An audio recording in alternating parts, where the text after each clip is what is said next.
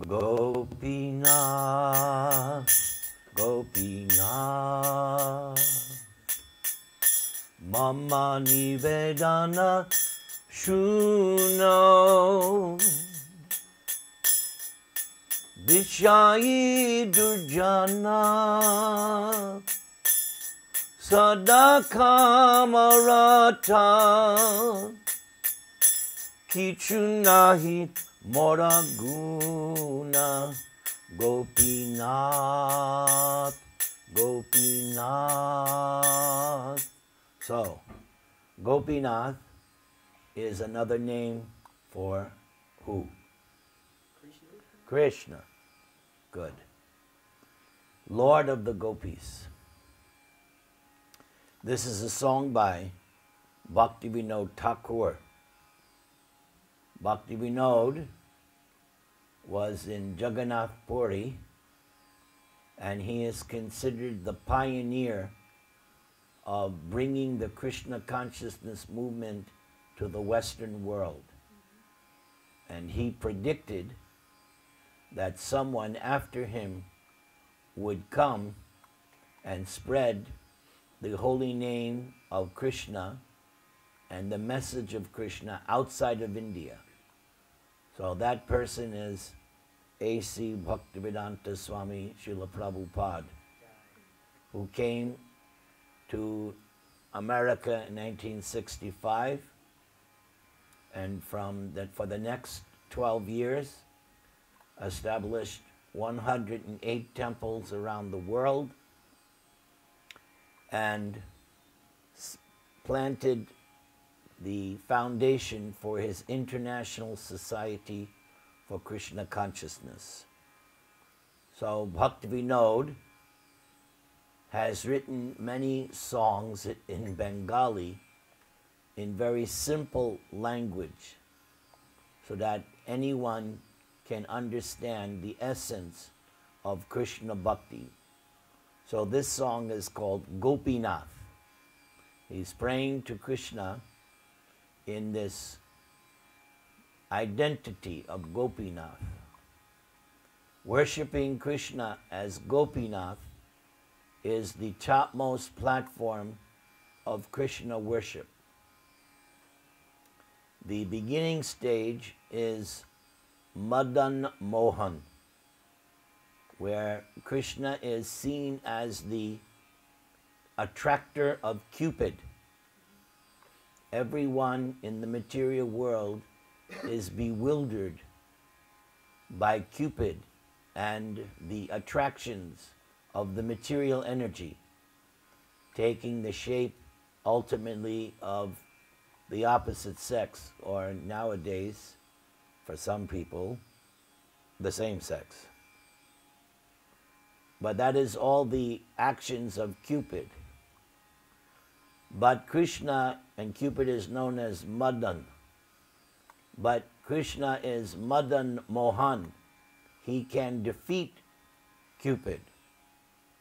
So, in order to get out of the material attraction, we need something stronger than this material illusory potency.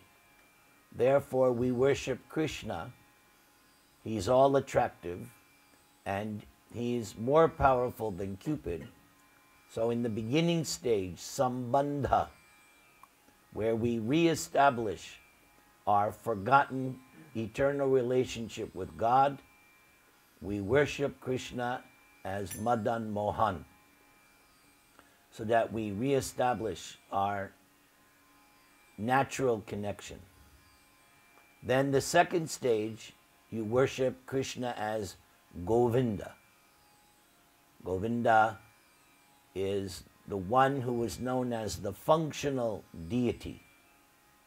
When you accept a spiritual master and he engages you in Vaidhi Bhakti, or practical devotional activities, you're worshiping Krishna on that second stage, Abhideya. And the deity is Govinda. But this song, Gopinath, that's the topmost stage. the stage of prayojana, the stage of love of God. So Bhakti Vinod is on that stage of love of God. He has gone through the stages of Sambandha with Madan Mohan, Govinda with Abhideya, and now in this song he establishes that he's worshipping Krishna as Gopinath, the Lord of the Gopis. Gopinath, Gopinath, everybody say, Gopinath, Gopinath, Gopinath, Gopinath, everyone, Gopinath, Gopinath. So he says, I have a request, my Lord, my dear Lord, I have a request. Please hear my request. Now, the next thing he says, because Bhakti Vinod, although he is very, very exalted devotee of Krishna, the symptom of an advanced devotee is that the devotee doesn't think he or she is advanced. The neophyte, the kanishta, is on the lowest stage, but his disease is that although he's in the lowest stage, he's a materialistic bhakta, he thinks or she thinks, I am the most advanced. But the actual Uttama Adhikari, the topmost devotee, like Bhakti Vinod, he is actually on the topmost platform, but honestly feels that he's the lowest. So he says to Gopinath, I am a sense gratifier. I am a durjana. I am a wicked materialist. And he says, Sada kama rata. I am addicted to worldly desires. Kichu nahi mora guna. You will not find in my heart even the least trace of good qualities. So someone may say, why is Bhakti Vinod talking like this? And the reason he's singing like this is he's acharya. Acharya means one who teaches by example. A teacher teaches from the textbook, but an acharya is different. The acharya also teaches from the textbook, but also by his personal example is teaching others how to behave. So Bhakti Vinod, by posing himself, as he said, and it's going to be throughout the whole song. The whole song, he's just going to be putting himself down. But that is just to teach us how we, neophytes, beginners, how we should think.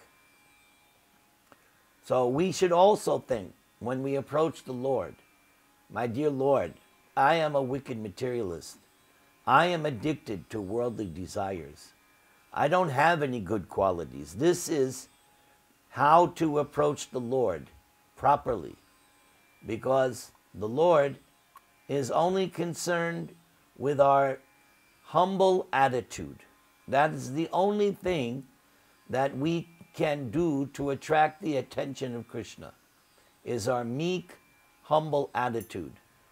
So Bhakti Vinod is teaching us in this song how we should think and feel when coming in the presence of Krishna. Gopinath, Gopinath, everybody sing. Gopinath, Gopinath, Gopinath, bolo.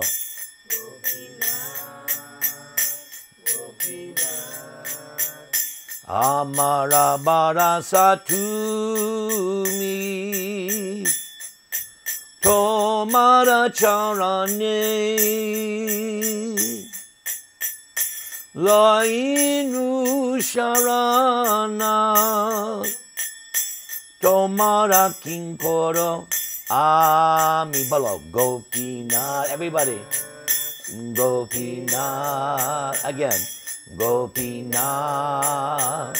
Gopinath. One more.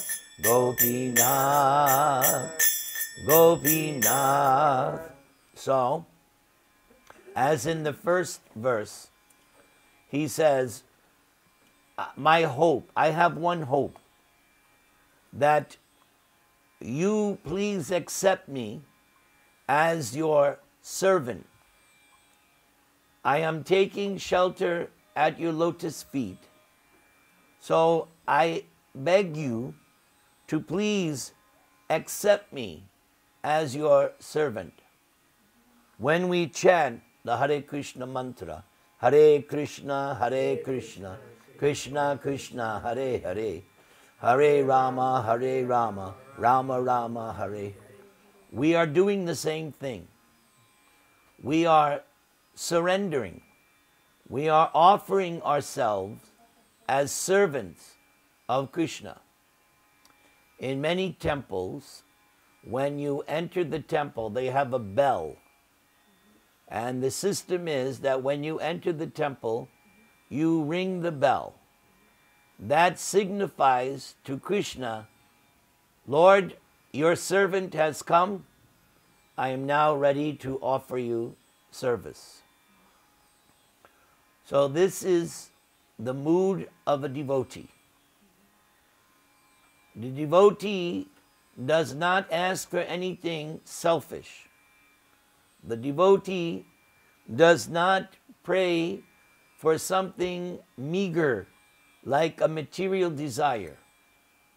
The devotee's attitude, no, my Lord, I have come to render service. Because service is the most intimate form. It makes things very nice, most congenial. To render service to someone, that is real love. Many times in my career, I have been asked to speak at weddings or at engagements. So I always point this out to the couple, that you will have a successful marriage if each of you see yourself as the other's servant. The problems arise in a marriage when either party becomes selfish and is thinking, what have you done for me? But if each believes, no, my concern is how can I serve you, then that will be a very successful marriage. So the devotee comes before Krishna and only wants to render service. So let's go. There are 8 verses. Actually, there are 24, but we're not going to do all 24. We'll just do 8. So let's do the 3rd verse. You like it so far? Yeah. It's okay? Yes, yes. Good. Thank you. You make my job easier. So sing with me. Gopinath,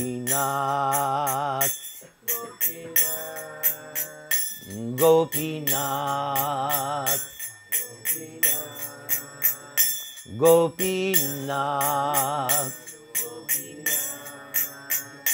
que mone shodibe more, na jani bakati. Karme jadamati Porechi sangsara gore Gopinath. Sing.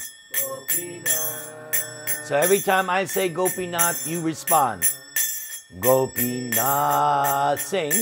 Gopinath. So we do call and response.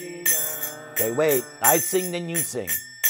Gopinath, Gopinath, Gopinath, Gopinath. Good. We got it down. Good. So, now in the third verse, again, he's humbling himself. He says, my Lord, how is it possible that someone like me will ever be purified?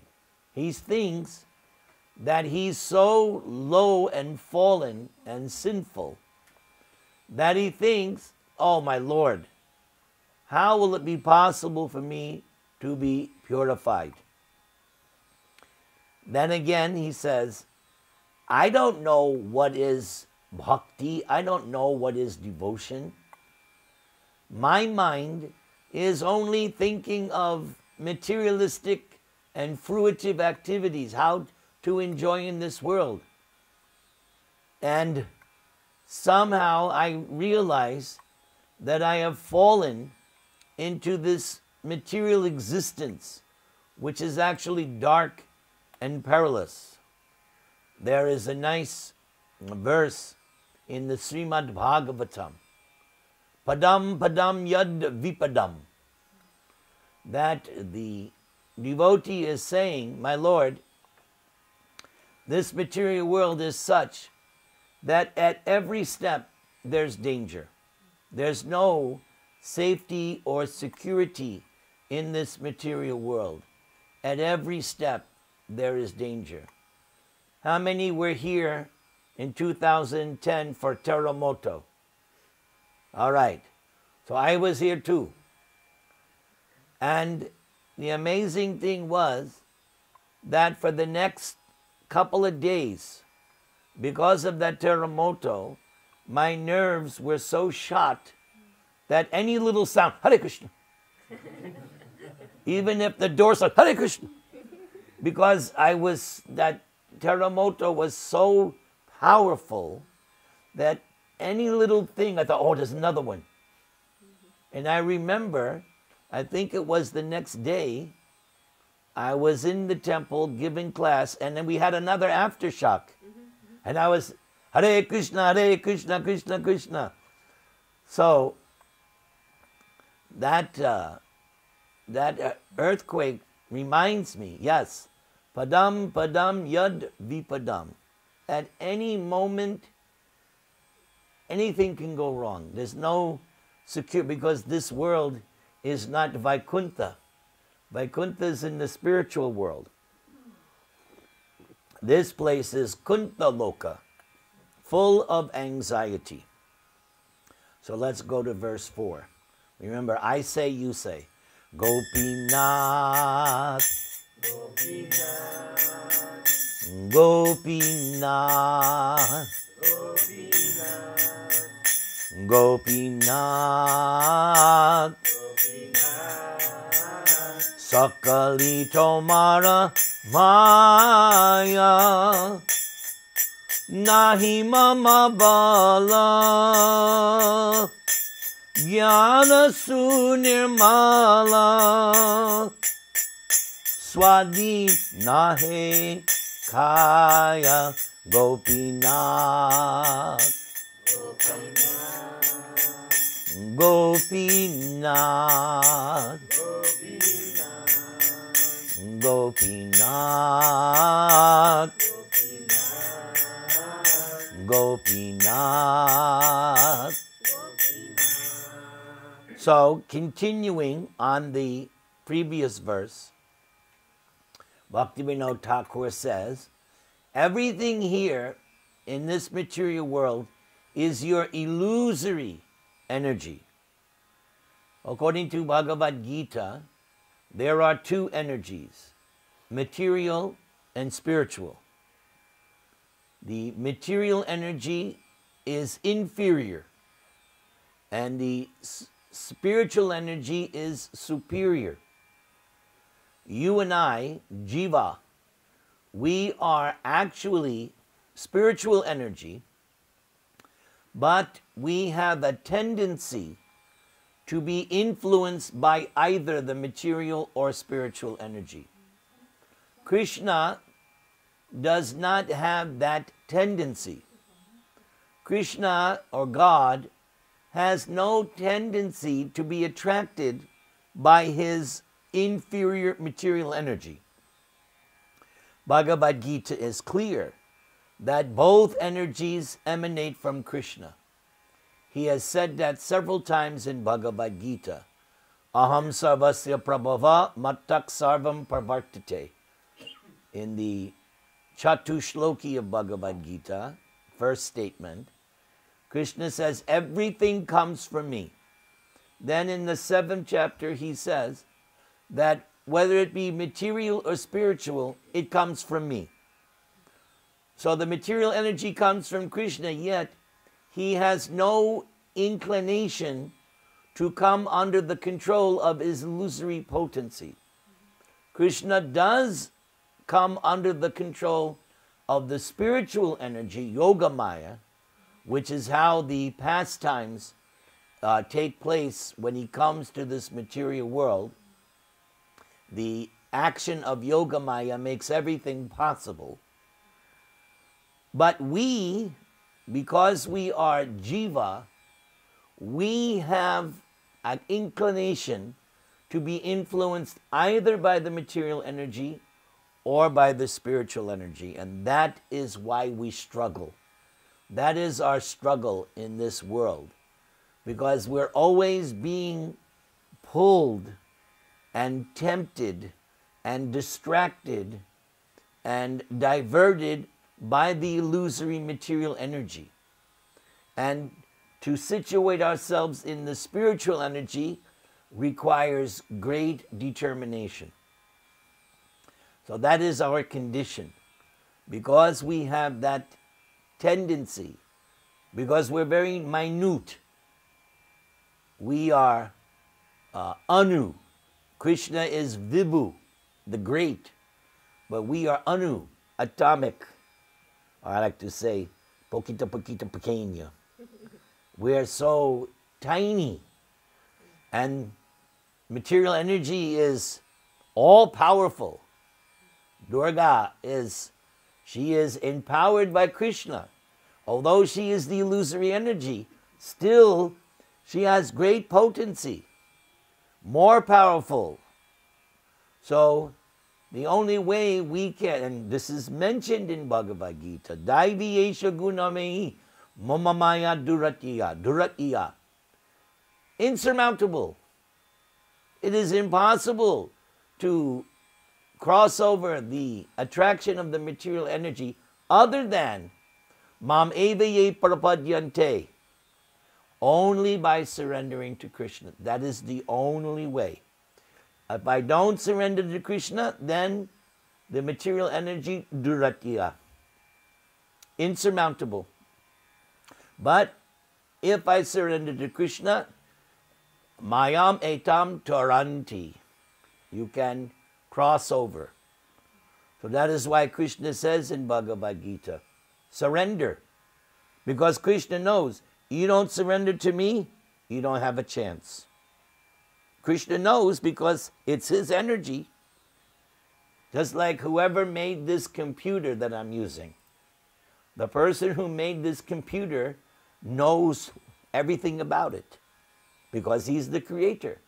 So the material energy emanates from Krishna.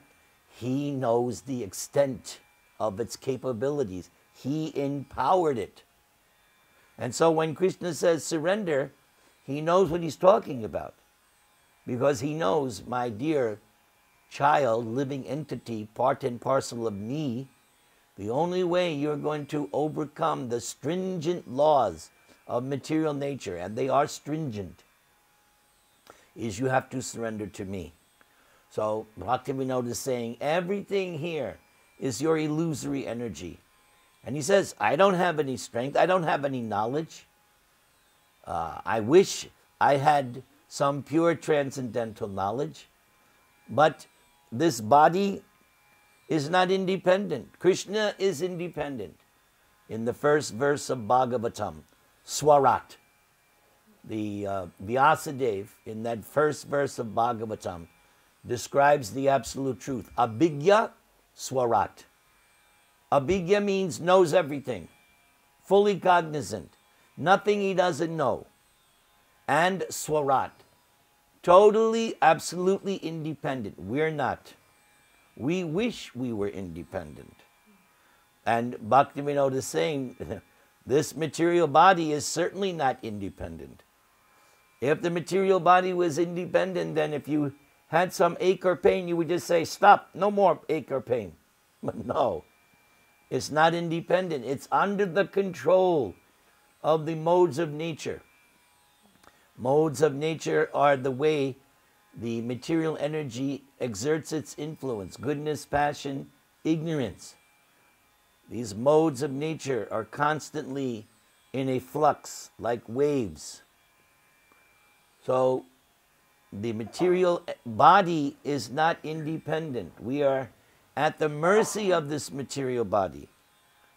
And as we grow older, it becomes more and more apparent. So Bhaktivinoda is saying, please, Lord, help me. I can't do this.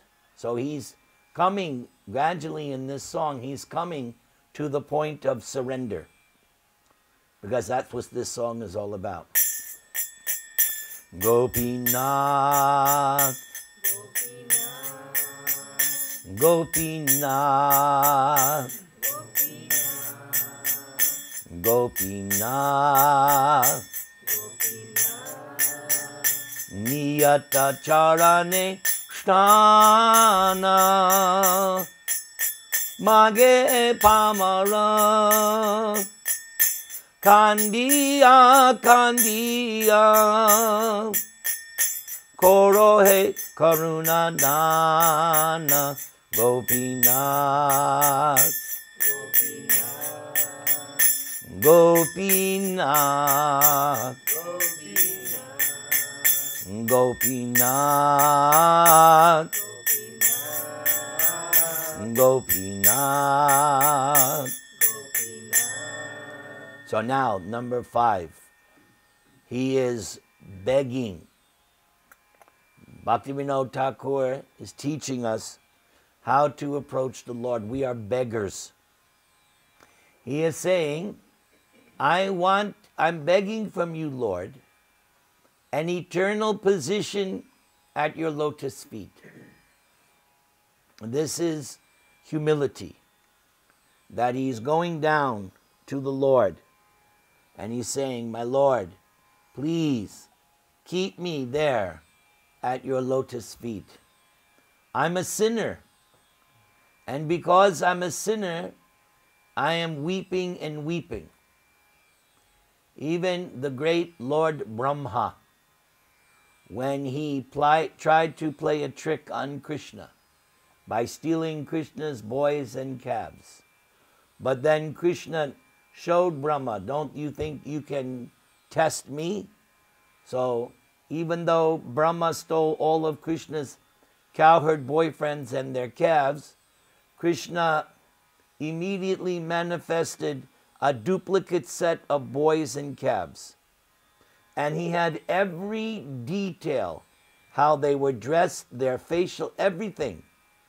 He cloned every single cowherd boy and calf.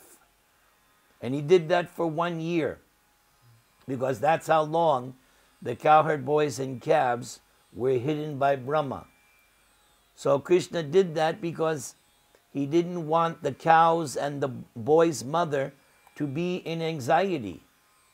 So for 1 year, those cowherd boys and calves, although they were Krishna's direct expansions, they behaved just like each boy and each calf, down to the minutest detail, so that the mothers and the cows didn't know.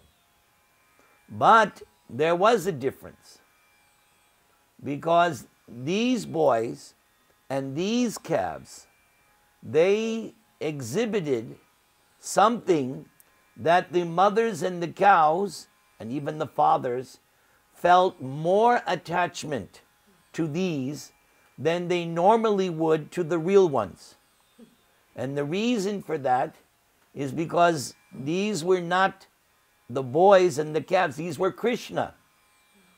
So Shukadeva Goswami makes an interesting point, The fact that the mothers and the cows and the fathers were more attached to these versions, these expansions, who looked and they didn't know. As far as they knew, these were their sons and calves. But the fact that they were exhibiting more emotions and love for this proves that Krishna is really the object of love for everyone. And it took Balaram almost 1 year to figure it out. Because when this event took place, it was Balaram's birthday. And he was home getting ready for his party.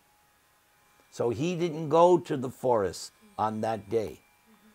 But Krishna's potency is so amazing. Balaram didn't see it until almost 1 year, when he saw how the cows were licking the calves and how the cowherd men were smelling the head of their boys and they were crying. And Balaram said, "This is very unusual. What is going on?" So Balaram said, "Krishna, what are you doing? Something's going on here." So then it was revealed, yes, Brahma had stolen the original boys and calves, and Krishna was doing this masquerade. So after 1 year, Brahma realized that he had tried to play mischief with Krishna. So after 1 year, Brahma came, and when he was offering his prayers of forgiveness, with his 4 heads he was crying, because he realized he had played mischief with his boss. He shouldn't have done that. He was testing Krishna. He was trying to test Krishna. You don't do that with your boss. That's not a good idea. So when Brahma realized his mistake, he came to Krishna, secluded place, and he bowed down, and with his 4 heads he was crying. So the devotee also cries in front of Krishna, realizing, I am a sinner, I am fallen, I am low. My Lord, now it says here, please give me your mercy. The devotee can say that. Because we are Krishna's eternal servant, then we can ask for mercy. Indra, the same thing. When Indra tried to devastate Vrindavan, after Krishna lifted Govardhan Hill for 7 days, Indra himself realized that he had made a mistake. So when Indra came and offered his prayers, one of the things Indra said was, my Lord, I know that I'm a rascal. I know that I have offended you and your residents, but after all, I'm your servant, so you should be merciful to me. Which is correct, that if you're somebody's servant and if you surrender, then you can ask, you can expect mercy. Brahma also, same thing, he said that to Krishna. He said, yes, I did this mistake, but after all, you're my father. And Krishna said, how can I be your father? I'm just a cowherd boy. So Brahma said, no, I know. Because I take birth from you as Garbhodakashayi Vishnu. I was born from the lotus stem, coming from your navel, and I know that that Garbhodakashayi Vishnu is an expansion of an expansion of an expansion of an expansion of an expansion of an expansion of you. So by his great intelligence, Brahma was able to ask forgiveness from Krishna. So he also said, after all, I'm your servant. So you please give me your mercy. Let's go now to text number 6. Gopinath, Gopinath, Gopinath, Gopinath, Tumito Shakali Paro, Durjane Charite, Tomara Shakati, Ke Ache Papira Ara, Gopinath,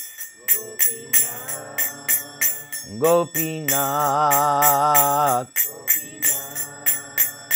Gopinath.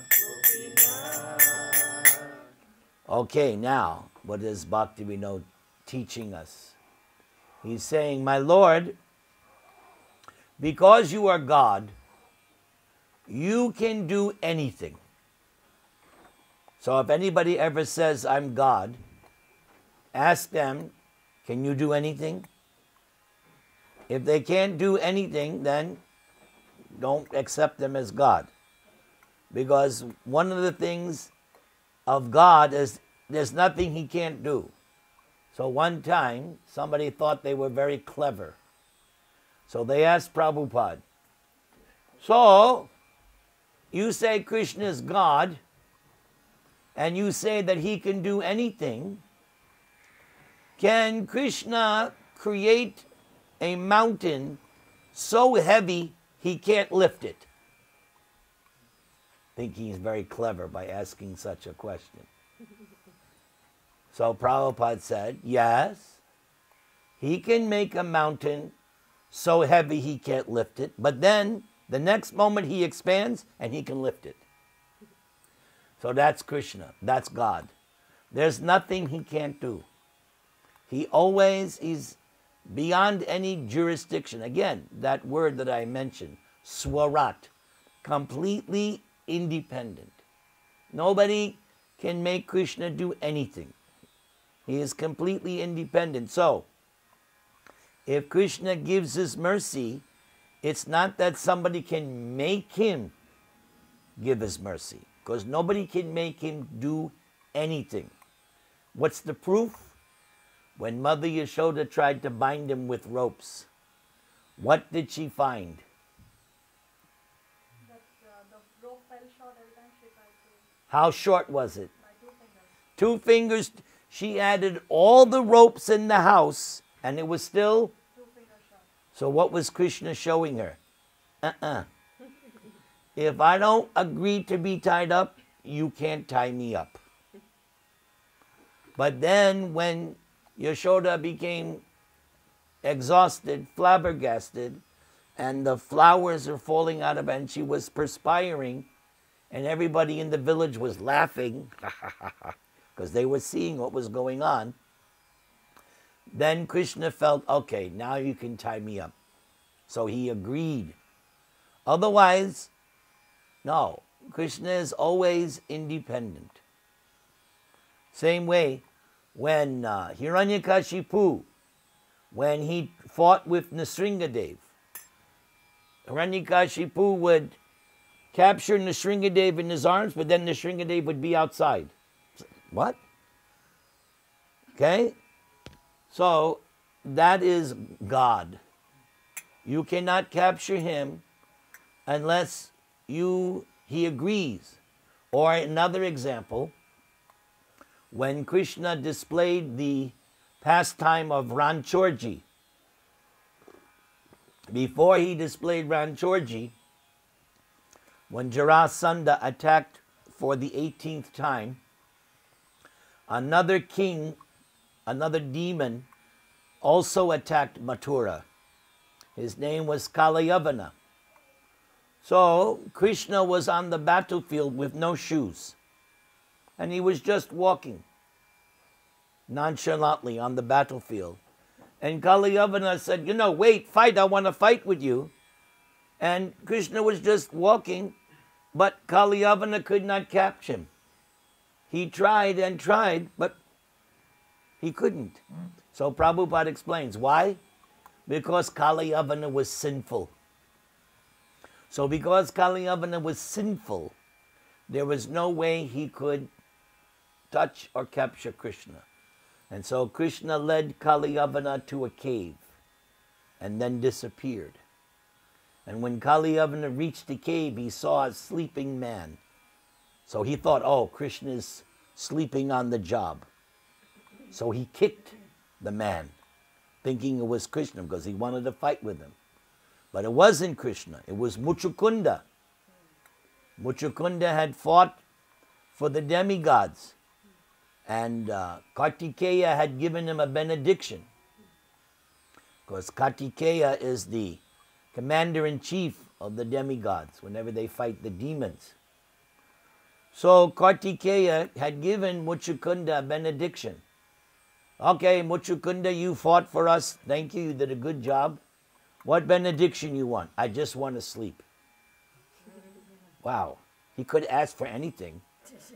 What did he ask for? I just want to sleep. I want to sleep, no interruptions, as long as I want. And if anybody wakes me up, then I want the ability to burn them to ashes. He wanted to really take a rest. So Krishna knew all this. So that's why Krishna led him into the cave, and he knew Kaliyavana is going to do this. So when Kaliyavana kicked Muchukunda, he looked at him, and Kaliyavana burned to ashes. Then Krishna comes out, and Muchukunda sees him. He goes, you remind me of somebody. I once fought for Lord Ram, and I think you are that same Lord Ram. So then Muchukunda explained who he was. He explained his lineage, and he explained his whole story. And then Krishna said, yes, you're right. I am. Me and Ram, we are the same. So then Muchukunda went, and he went to a mountain, and Krishna said, in your next birth, you will take birth as a Brahmana, and you will be completely devoted to me. And by being completely devoted to me, you will return to my abode. So Krishna can do anything. So Bhaktivinoda is saying, since you are able to do anything, then certainly you can deliver me. Even though I'm the most sinful, but you can do anything. So why don't you deliver me from my sinful condition? And he says, Papira Aro, you're not going to find anyone more sinful than me. So this prayer by Bhaktivinoda is very intelligently made, because especially when Krishna appeared as Lord Chaitanya was known as Patita Pavana, deliverer of the fallen. So the devotees would always say, my Lord, you should deliver me because I'm the most fallen. So in the same way, during Prabhupada's time, some of his disciples would try to imitate that. Prabhupada, you should deliver me because I'm the most fallen. And Prabhupada said, no, you're not. You're not the most anything. You're insignificant. Because as spiritual master, he has to always teach the disciple to remain meek and humble and not try to imitate. So let's go. We have 2 more verses. And then, where's your drum? Yes, sir. You ready to go? Yes. Okay, give me 2 more verses. Yes. Okay? Gopinath, Gopinath, Tumi kripa parabhara, jivera karane, asriya prapanche, lila koile subistara, Gopinath, Gopinath, Gopinath, Gopinath. So now he says, my Lord, you are an ocean of mercy. Like there's a prayer, Hey Krishna Karana Sindhu. Very famous Vaishnava prayer that Krishna is an ocean of mercy. And he says, my Lord, you appear, why? You appear to deliver the fallen souls. That's why you appear. So, since you have come to this material world, and in this way you perform various pastimes in order to deliver the fallen conditioned souls, then please, you deliver me also. I am also a fallen conditioned soul, and you come. That's why Krishna comes. Yes, he comes to kill the demons, but actually the demons could be killed by the material energy. Krishna doesn't have to kill the demons. They can be killed by Durga Mata herself, because she's all powerful. She has weapons. How many? How many weapons she has? 10. Yeah, that's enough, I think. Right? And there's that picture with that one demon at her foot, right? And she's got, what was that, Mahishasura? Yeah, Hare Krishna. So, Prabhupada says that all the demons can be, there's even that story, that reminds me, the story of Tulsi. So when Lord Shiva is fighting that, I forget the name, the one that was married to Tulsi. So it was explained that Durga Mata, she took that form of, what is that, Kala, what is that one? The form that she's very ferocious? Yeah, Kali. So she took that form and she just opened her mouth and thousands of demons were entering her mouth and she was killing them. And some of them were like hanging onto her lips and she was smashing them. Thousands, so she's all powerful. And yeah, there's that night. Someday we'll do that, the story of Tulsi. It's such an exciting story, especially the battle. How Lord Shiva kills, what's his name? I can't remember the name. Anyway, the idea is that Goddess Kali, she was killing all the demons, simply swallowing them. Huh? No. I can't remember. Anyway, it's okay. Let's do the final verse. All right. Gopinath, Gopinath, Ami ki doshe doshi, Asura sakala, Pailo charana, Vinoda takilo bosi, Gopinath, Gopinath, Gopinath, Gopinath.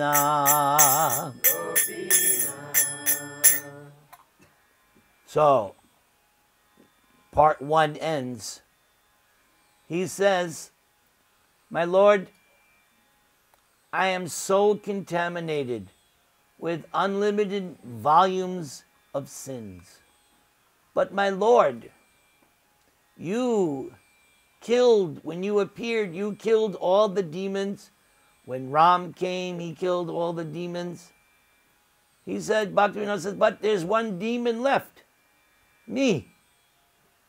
You have to deliver me from worldly existence. All the demons were delivered when you killed them. So there's one demon who remains in worldly existence. That's me. So you kindly deliver me. Now, let's go. Let's do some kirtan. No? Okay, wait. Everybody chant the Maha Mantra.